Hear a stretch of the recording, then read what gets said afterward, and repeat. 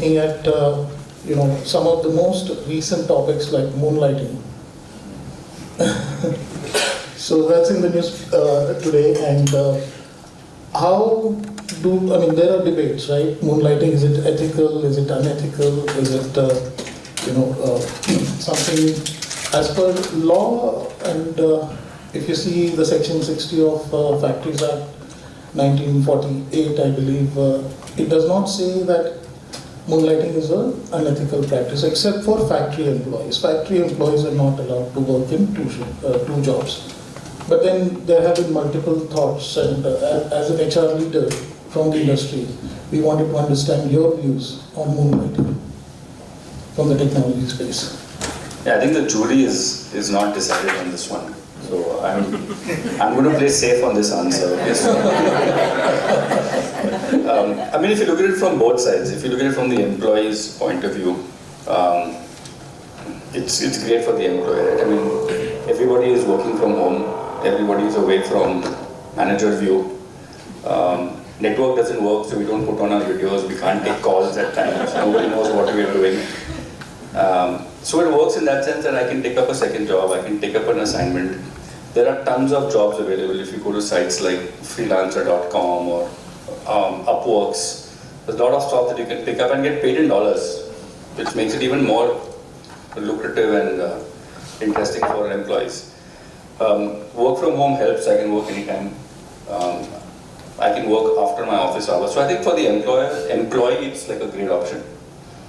From the employer point of view, obviously there are concerns. There are concerns of data security, because I've trained you on a particular skill. You're taking that skill and using it somewhere else, not for the organization that has employed me. So that's one. The other one is definitely, another aspect that people don't talk about is the infrastructure.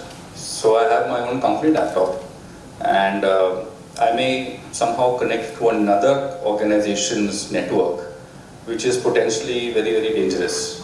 Data can flow from one system to the other, and that can really potentially put the organization and its customers into a big risk. So from an organization perspective, that's another serious risk that is there. Then from the HR aspect, the productivity also is a serious concern. So if you are going to be working, say, 16 to 20 hours a day, you're doing 8-9 hours in one company and 8-9 hours in another company, or even if you're doing 16 hours, for example, continuously, definitely your productivity is going to suffer.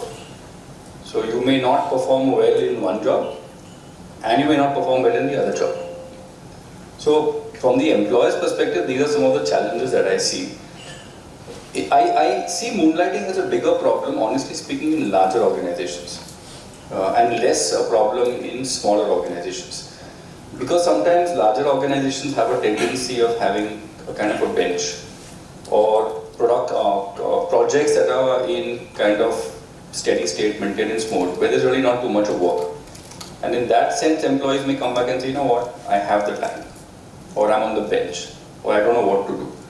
So at that point of time, Chandra, I think there's a temptation to employees to kind of take up this option.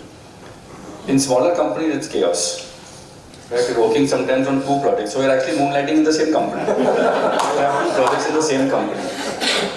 So yeah, like I said when I started off, I'm going to play safe. I don't have a verdict on it. Personally, I see it as a challenge. And there are ways of finding out people who are moonlighting using Provident Fund, UAN number and stuff like that.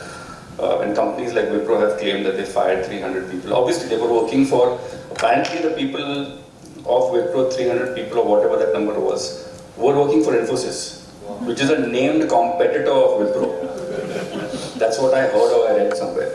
So that obviously is not allowed. So we have to see how this pans out. But it's going to be an interesting phenomenon in the next maybe few months or so.